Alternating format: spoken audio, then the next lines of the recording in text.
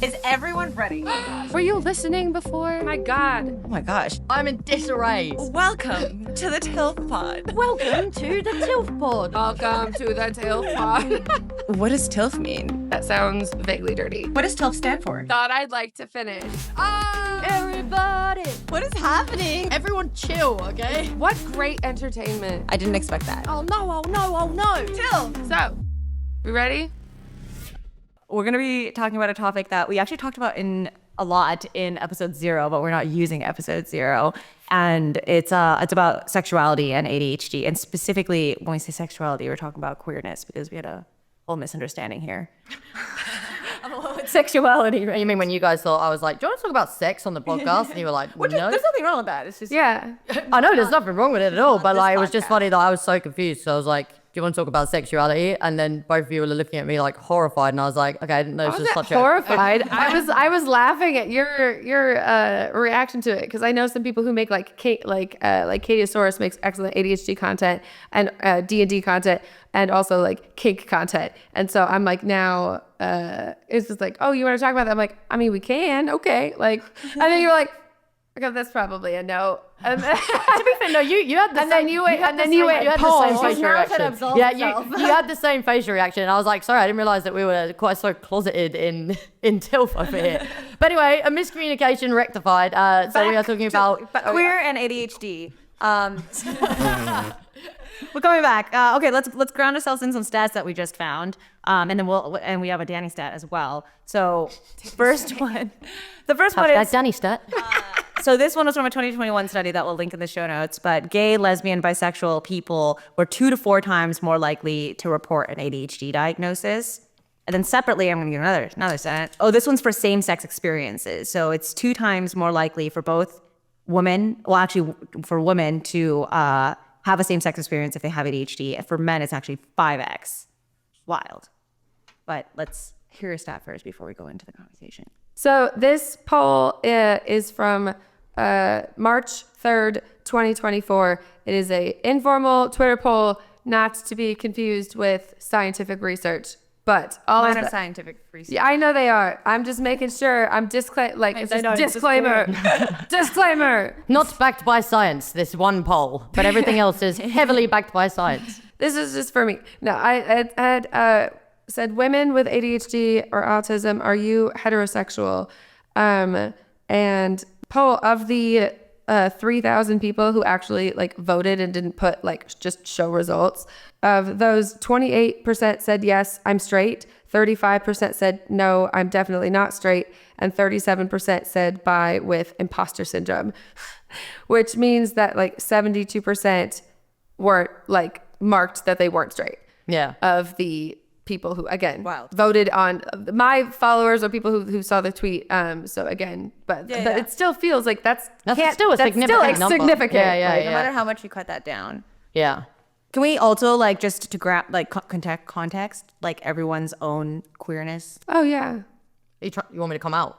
Yes. I'm gonna force this. Yeah, so I'm gay. Like, very gay. The gayest, maybe. The gayest on the pod. Yeah. In case if you're not watching the video, that might not be quite so obvious, but if you're watching the video, I'm sure it's probably gathered. Okay. Sorry, I meant like I was passing the baton.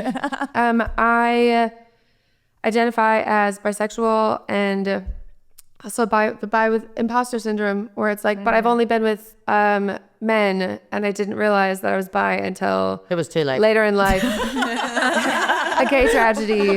No, I love my husband so fucking much, but I think that being having a hard time feeling like it could be part of any sort of like identity for me if it was based on experiences that I hadn't really like felt like I truly had. Because in the back of my brain's like, what if for some reason that I like didn't like it? And I'm like, I feel like that is very unlikely. Very, very, very unlikely. Given this, like, but like I don't technically actually know. So I think you know. I do know. I do. Like, I know. But like, but you know what? The brain. Oh, the imposter syndrome's happening. That's exactly. Live on the air. And so that's what it is like this thing that's like, you are not actually this. And also everyone in this community, like, sorry, I just took up the whole, but feeling. Welcome to another episode of the TILF Pod. Go on. Sorry. It's a complex. I could just say like I'm bisexual, but then I'm Well, like, we'll come back. We will come Yeah, back round come to it back though, to it. because I think You get to speak more than once. Tell me when I'm going too far, please. I'm Danny. Let me reintroduce myself again. I am bisexual. yeah. You can say bisexual with imposter syndrome. I am That's kinda nice. bisexual with imposter syndrome about. I like that as a category for you. Yeah. It just, but my brain is fears that people think like I did find out in the comments because underneath it, people are like, I want to make sure I understand what bi with imposter syndrome means because some of these people are bi and do not have imposter syndrome about being bi, but simply have imposter syndrome in their life. On and the plus side, the good thing is that cool thing about podcasts is we leave on a cliffhanger and we go to be explained soon. People will keep listening. Yeah. Right, gang? So we'll come back to it. We'll come back and explain bi with Put a pin in imposter it. syndrome. Yes. Pinned. Chris, welcome to coming out of the closet. So I identify with being pansexual, which is basically when, or my definition of it, there's like so many definitions, people like fight over this, but my definition of it is that I like people and gender is like a afterthought. It's like the color of their hair or the color of their eyes. I think I might be that too. I don't imposter syndrome. I don't, but the Danny thing that's double hard- clicks, opting in to pansexual. Here's the thing that's really hard though is when you are figuring it out, a lot of times I think that there are people who are like, I thought I had it figured out. And so I thought, I said this and then it turns out, nah, I'm actually like, and people are like, well, you told me you were this. So what? You're like making, like you're changing again. It's like, no, I just realized some different discovering things it, about yeah. myself. Right. And I think that people who don't have that experience might have a difficult time understanding what it feels like to try to be figuring out who you are. Because you're discovering two things. You're discovering like how you feel about everything without being able to fully express it. And you're discovering vocabulary. Absolutely. Especially like given who are you around? Are you around groups of people who are talking about it openly, who are represented in those groups? Like what do you, if you don't have a lot of let's say peer or friends that you know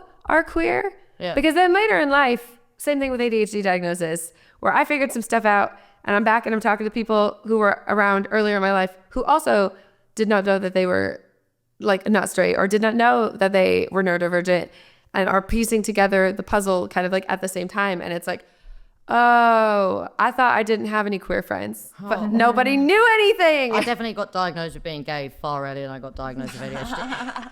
Both were equally as obvious. So why do you guys think that the stats are so much higher for ADHD when we think about queerness? I think the one about like the sexual experience, did we say that one? We did. Yeah, we Can you did. just- Can you just say it again? Oh, yeah. Yeah, For context? so the same-sex experience is 2 times more likely with ADHD, and that's so I'll give it the actual like stats broke down. So for a woman with ADHD, it's 57%. Woman without ADHD, it's 33%. So that's about double. Yep. And then men with ADHD is 25%. Yep. And without ADHD is 5%. So it's 5x. So it's funny with that one. With that one, I wouldn't necessarily use that as a benchmark for the connection between queerness and ADHD, like myself. And the reason for that is I think that it has more to do with ADHD than being queer. Because often having ADHD means that you are more curious, that you are more impulsive, that you have a higher tolerance to risk, and that risk being, in this particular situation, like with being queer, a social risk, like fear of judgment and all of that sort of thing. And I think And that... not liking rules. Yeah, exactly. And being kind of more inclined often, again, to operate out of like traditional structures. You know what I mean? Being more okayness with being different. Yeah, I guess. exactly. Because you're like, I already know I'm different. I've already fucked it. Y'all Mother- are minute already now. treating me different. already in it now. A minute now. Go on, Don't get man. me a gay experience too, just to top it all off. But I think that I think that very heavily ties into ADHD, right? Because I think that there's a lot of people that would be open to the idea of having a same-sex experience that don't because of like not having those symptoms of ADHD. So I think that that's different in the context of identity. What I would also think is though, maybe because there's that more experimentation, just more people with ADHD, maybe the ADHD percentages from having this thought as it's coming out of my mouth, maybe the ADHD percentages. I never do that. I always know exactly what I'm going to say before I say it. This is a bit of a new one. But don't let me lose it though, because it wasn't it wasn't in there. It's hard, isn't it? No, please. Oh, fuck. No, let it. So I think that the stats now I'm thinking about that for the sexual experience would lead into more people with ADHD identifying as being queer, because more people with ADHD are experimenting with being queer. So what I'm saying is I think that potentially, maybe the ADHD stats for queerness are more of a representation of society's like actual percentages for queerness, but there's just a lot less people giving it a red hot go. You're just trying to make everyone. It's the gay agenda, welcome.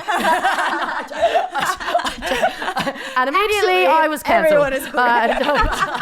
But you know what I mean? That makes sense. Yeah, though. yeah, yeah. Like I just hear like you. in terms of like data, right? Like if a certain group of people are more likely to experiment, they are more likely to discover about themselves that is in fact something that they are into, right? Yeah. I would also say that like that willingness to experiment, I think also translates to, as you said, like different areas of our lives, right? That's one of the things that makes great like entrepreneurs, right? Is like the willingness to experiment or to like be different. Well, I'd be interested to know then from kind of both of your perspectives, when you look at your experiences with queerness through your ADHD lens, like what that looks like for you. Like for me, I know that my ADHD heavily impacted me finding out that I was gay young, right? Like I know that. So I'm curious if that's the Wait, thing. how?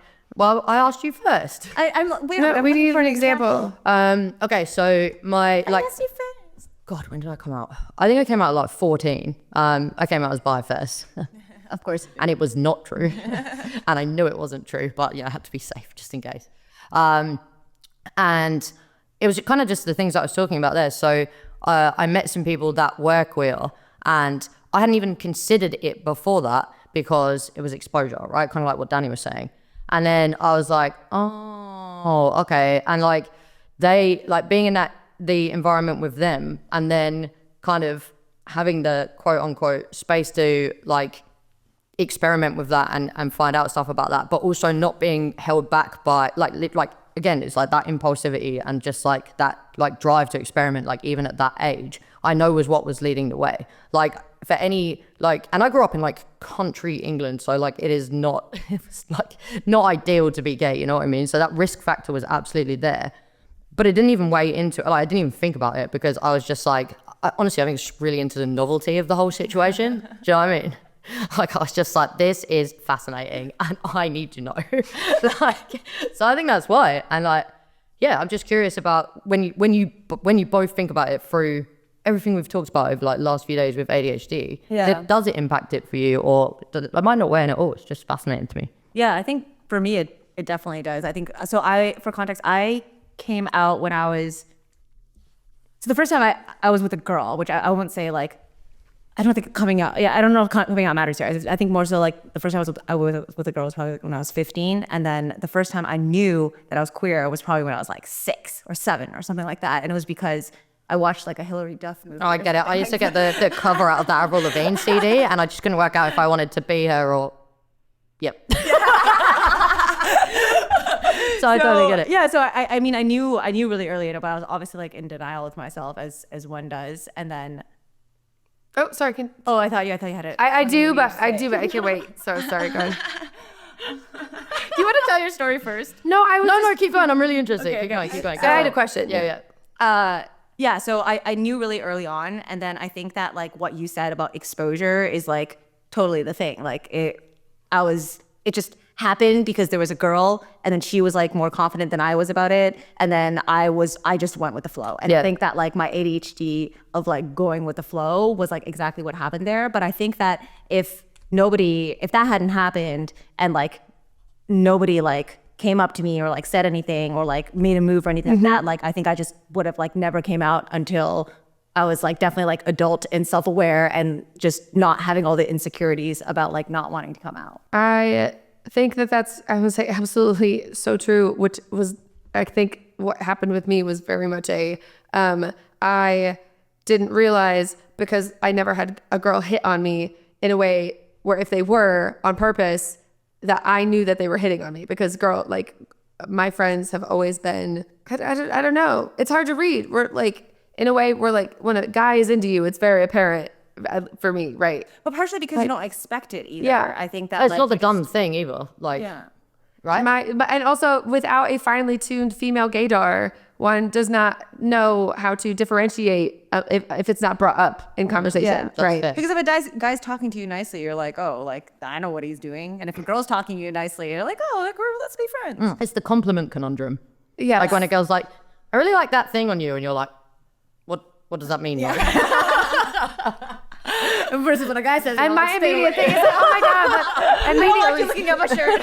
a girl tells me that, I'm like, oh my God, I got it at Target, or like a dress. It's like, and it has pockets, right? Like I immediately feel the need to like share where I got it, or if you're from the Midwest, to talk about how it was on sale or whatever the thing is. I also think that I felt like I wasn't, circling back to the bi with imposter syndrome, feeling like I talked to other queer women who knew or had fantasized about like, you know, like fictional characters or TV show characters, or, you know, and I didn't like resonate with that. Like I wasn't having that happen. I knew like my favorite characters, or like girls that had cool outfits, but I didn't look at like that way. And for the longest time, I thought that meant like, surely that during those formative years, that is evidence that in fact I am just the worst kind of straight person or something, like, right?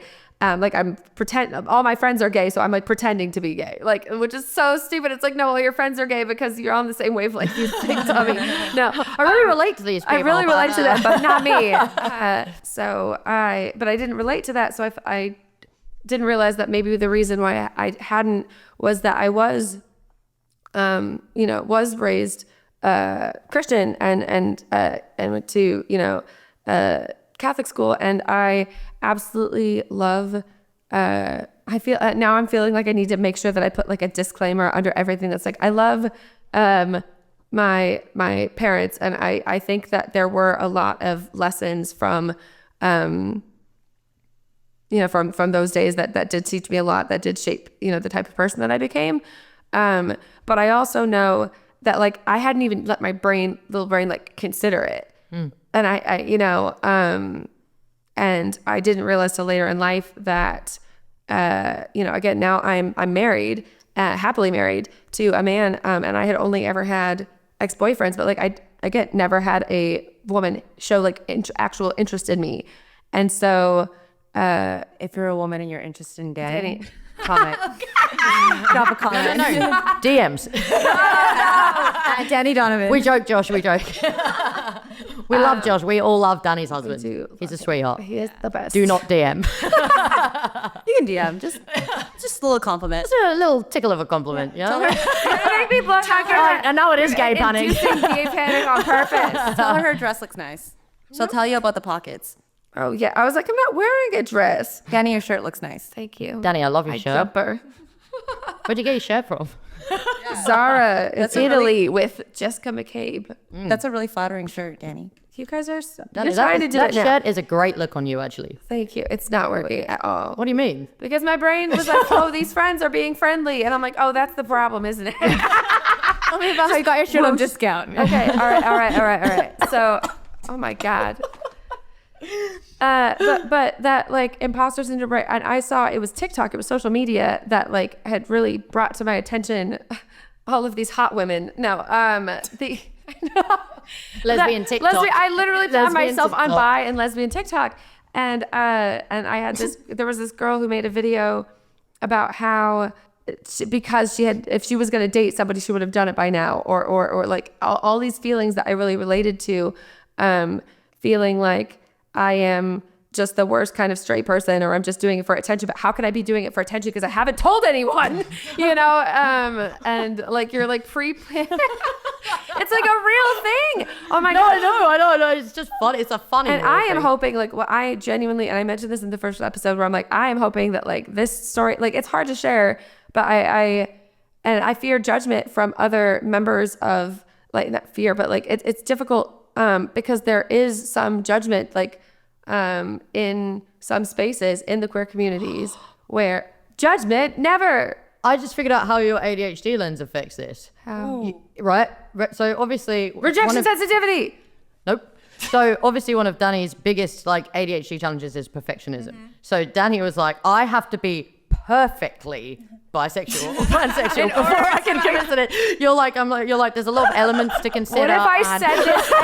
Well, my brain was like, what if I ever said this and then it ended up not being true? Exactly. You I brought wouldn't lie to people. into your queer identity. So until I can confirm or deny that this is indeed the is case, so I should funny. default to this one that everyone said it was. Danny's like, if I'm doing it, I'm being. I better be right. Yeah. If I'm gay, I better be right. But that's kind of stressful because then you're not being like, from your perspective, you're not being like the perfect straight person or the perfect bi person. Oh my God, yeah, what a cruel reality for you. It's very complex. My mind is I see why this has racked your brain for so long. Well, it's difficult because for so long I didn't know that other people felt this way. Like in college, I thought, what did I say? Like, bi-curious. And then somebody told me that that's like somebody made one comment one time about how bi-curious is just straight women who want to like make out with girls when they're drunk for attention. And my brain immediately let go of that label because I was like, oh, is that how people feel about that term? I will not say that anymore. And then back into the closet she went, like, full speed, straight back. And I genuinely forgot, like, until that was, fuck, dude, like that was probably like 2014 or some shit. And then it wasn't until 2020, like from 2014 to 2020, I was just completely TikTok lesbians got you. Yeah. Shout out TikTok lesbians. I will link in the Well, just all the TikTok lesbians. No, I will link the video. I post it every like Pride Month. Like this was exactly what I needed to see in order for me to take this because I used to think, what's the point? I literally used to have the thought that's like, even if it's true, then what's the point? Why would I tell anyone? Why would I potentially, like, I took it to my parents and I told them anyway. And they were like very cool about it, which I had hoped for, but I didn't know. Right. And like, so it was, but a lot of people I think aren't in a situation where they feel safe enough to bring it up to people. So it feels like I can't make this important because it's not safe for me to do so. I do think that the judgment piece is like really strong. And I've definitely experienced it even as someone who's like fully out and confident that I am pansexual. But like every time I'm in, I don't know, like I've always been a part, like even when I was at Berkeley, during my grad school, there was this thing called like Q at Haas, which is like queer at Haas. And you get these side comments and they're generally from gay men, but they'll say things like I'll be like, I was in a relationship when I started with a guy, and I remember like I actively avoided when talking about my partner like pronouns for a while because I was like just low key like worried, like I swear like I'm queer, and then like even just like I would queer card out. I left my gay card at home because people like sometimes like I mean even my parents, right? Like when I'm with a guy, they'll be like, "Oh, you're just like not queer anymore." But I think that's like a separate point. But I think even within the gay community, when people are in straight relationships, there's a lot of people who will actively, openly be judgmental. I've seen that so much. I think it's the dumbest thing ever as well. Like I think that what you said before as well, Danny, like about like, you know, like what's the point in telling people about it? But it's funny you say that because like one of the things that we like have talked about between the three of us is that a lot of people in, obviously, as we know from the stats, in the ADHD community are queer and don't talk about it like online because they don't feel that they are queer enough. Yes. And like that, like I would love to see like more queer content around ADHD. And not that I speak for the whole community, but I'm gonna.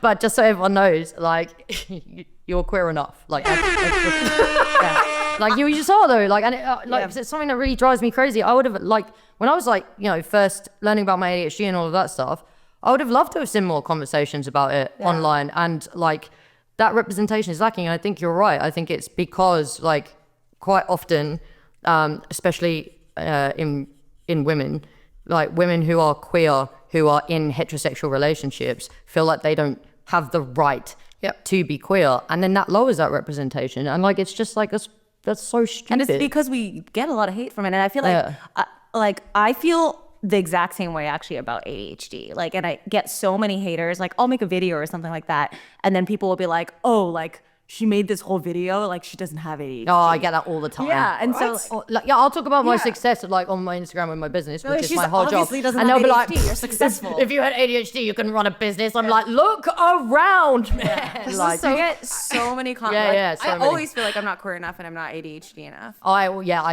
get ADHD imposter syndrome. Yes, Big time. I get it more than I actually. Why has no one implied that I couldn't have ADHD? I'm sitting here and I'm like, I mean, I do post about like super lived experiences and being like, That's okay. a You hot have mess. your bisexual imposter syndrome. You're That's okay. fair. You hold on need, to that. you don't one. need them all. Yeah. You can have, You don't need to I collect don't them need all. to Stop catch them trying all. to add more imposter syndrome, Danny. Like platinum. But actually, you know, like in because obviously we should save that for our first episode in the next ADHD. season, like ADHD imposter syndrome. So I think that is such an important conversation. So for kind of in terms of the like thoughts that you guys have around like sharing stuff about being queer and having ADHD and why that isn't in the community, like do you literally just think it's that? Because obviously I don't have that because like I look so gay and I am just gay. Oh, not just. I'm just gay, underselling that. nothing else. I am gay. I am gay, a star. Do you think that's the only reason that like it's just not really like a major stream of conversation? Because look at the statistics, right? But I also think that it's like, I forget the word for it, but I guess just like when you have like multiple minorities, what is it called? Intersectionality. Intersectionality. The word has gone from my head. But I think a lot of people like put a really big limb out already talking about ADHD and has like made that part of their identity online, that sometimes it feels like putting another potentially like judgmental identity that you'll be judged for. And you had that story, right? I feel like so many ADHDers I've heard of, and not just ADHDers, everyone who like posted their first piece of like gay content and then just like Lost followers. like a lot of followers. Every single time on my stories I post anything that is vaguely about me being gay or anything like that, I lose followers. So I actually make a conscious effort to post something about queerness like every once in a while. Yeah, me too, for that reason, because I'm like, because I okay, was like, bye. I want you to know Yeah. this is what you're getting into. I know if you're building your business with my gay ass advice and you don't, I'm not gonna talk about it every day because it's not like it's not like the thing that I've chosen to talk about the most. Yeah, but same. it is just a part of me, and if you don't accept that, then you shouldn't really be here. yeah, and it's important to me to like represent that part as well, especially like to be honest, it literally is that. I'm like, listen, if you want my business advice, you better get on board with my gay shit. You know what I mean? I'm like, it's a trade-off. Like, you make your choice, right? I just want you to have a t-shirt that says "Get on board with my gay shit." Merch link in the comments. No, I wish. You wait. Well, I think that like genuinely the you are queer enough. If I had someone say that to me, right? Like, and I think that hopefully this episode is able to reach people who are listening to it and maybe considering something that they might not have considered before. Because I know, and we've talked about it, I've heard it in like every, even like with other like queer women where people go, oh no, you know, she has a husband. Yeah. And it's like, that doesn't mean anything. That means jack That means shit. absolutely just because. Jack shit. You know, and that there are, I think, a lot of people who might have figured it out later in life and might be in, I think that it's way more common. But I'm really excited that there are places like this where it's like, if you want something, you make your own space, and being able to have conversations that we want to see people having in the world is a awesome feeling. I love that. I also think I just thought of another reason why I was just trying to like reflect on why I don't talk about it more. And I don't know if this is for other people as well, is I think that for a lot of us, like talking about things, like putting stuff on the internet is like a vulnerable thing, especially Yeah, if of it's about course. yourself. And I found that even for me, like it took me a long time to not just do only educational content that I had like researched, you know, Yeah. like in the beginning you want confidence about it. And I think especially for folks who are bi or pan or like any of those, it kind of feels like you don't, at least for me, like I don't have like all of the information to be able to like represent this population the same way that I feel the confidence with ADHD. Not that I can represent the whole population, but I know it's like you don't need to represent the whole population. No, but I'm not even like Yeah. what. So the like, because I'm the same. Like it would be weird if just suddenly I just started about posting like on my Instagram page, like on my feed, just about being gay all the time. I mean, I could, but like it would be. We could post about like gay and ADHD. Well, which yeah, would be more I mean, relevant. yeah. And entrepreneurship. Which is what we're doing. Gay ADHD entrepreneurs, very niche. Oh, that's I mean, that's who's here. Yeah, but represent. But like what I mean by that is, so I know that there's like a lot of people in the ADHD community who have audiences who identify as queer, but who also on Pride wouldn't post about Pride on their stories or anything like that, right? And that's what I'm talking to. And I think it comes from what we were talking about before, and also the fear of judgment, and also the loss of context and all of that stuff. But what I'm saying is I wish that wasn't the case. Yeah. You know what I mean? Because like, I think, especially in the ADHD community and in the queer community, one of the core parts of, like core components of making those communities really effective, for lack of a better word, is acceptance. And acceptance happens with visibility. That's fair. And so it's just, I'm not saying like, oh, if you're an ADHD content creator, like dress up in a rainbow flag and get on a reel right now. But what I'm saying is like, it's not something that I see happen at scale in the ADHD community. And I wish that it was happening more. I just do. Yeah, and I think it's mostly because of like the burden it costs to do that. Yeah, exactly. Yeah, And that's, and but to that's, solve it, you gotta break the system. and that's, yeah, exactly. and now here we are doing it on a podcast episode, hoping that this was the right choice. As we start to break it down more, and we're like, oh, maybe there's a reason though. But should we tie this one Wait, off? yeah, can yeah, I yeah. finish this? I was gonna say that I didn't. No, you were just talking about. sorry. Go. I promise it's important. That Pressure's on for it to be perfect. Oh my God! Stop. So you guys. So the thing I wanted to say is that I had that realization because of TikTok. Talked to my therapist about it. Told my parents about it, and then all I did I didn't have to come out publicly. But I told my parents, and it just like happened to be June already. And so I was like, all right. And I changed the background of my avatar to be the like bi flag. And then I posted about my experience. And then I told my parents I was really worried about it. Cause they're really Christian and they were super chill about it. And everybody in my life was very supportive. And most people were like, yeah, okay. Yeah. Right. And it was, and there were people in the comments, people who were, quote tweeting stuff who were like, I really needed to see this. Like I had a couple people in my life I haven't talked to about it. And I just realized I could consider that maybe they wouldn't be an asshole because they're great, Yeah, definitely. And so like being able to, again, not saying that people need to go and, out themselves online, but that the impact of doing that can have a ripple impact where other people can be inspired. If that is something that you choose to do. Yeah. Or like when I opened up to a friend, the friend opened back up to me and came out to me. They weren't like and they had been wondering how to tell me and me telling them, like it was so just, And I do want to be clear that I understand the reasons why, and I'm not saying, I'm not trying to like shame people who don't do it. The narrative I'm saying is literally, I just wish it happened Just more. wish there was more. Yeah. Totally fair. Yeah. Cool. Okay. All right. On that who note, knows? oh yeah. consider these queer thoughts finished.